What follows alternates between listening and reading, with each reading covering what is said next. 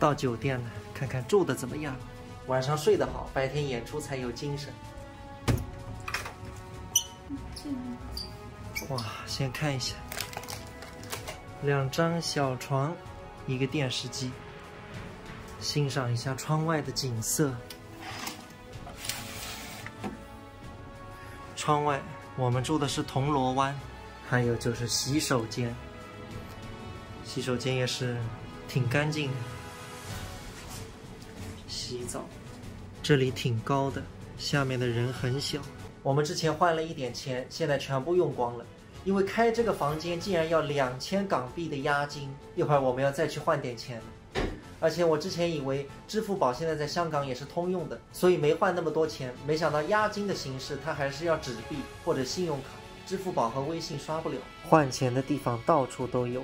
这是我们住的酒店的正面，博宁酒店。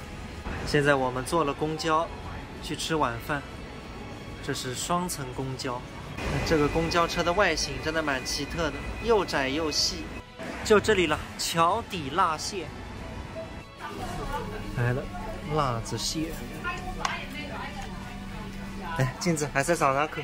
重头戏啊 Later， 朋友们，我们回到酒店了，真的是一波三折。本来中间还有很多我们想去太平山顶、杜莎夫人蜡像馆，我都想拍的，发生了好多事情。我们吃完那个辣子蟹之后，那个蜡像馆啊，我之前网上搜的闭园是11点，晚上11点，我想赶过去看看夜景差不多。结果香港这个是7点半它就不能进去了，8点钟蜡像馆就闭园，然后2张蜡像馆的票它是当日有效，也不能退的，就浪费了。然后我们现在回到酒店之后，发现那个插座需要转换器。我之前香港来过2次，那时候酒店里都提供的，但是我刚刚打电话问前台，他们说现在不提供了，也就是说充电还要去买那个插头。现在手机没电了，我们只能出去买插头。镜子，走吧。哪里有买转换器呀？还好出门就有一家。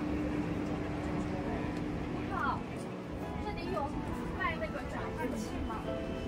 就是酒店里那个充电的那个头。对，我们拿2个，31个对吧？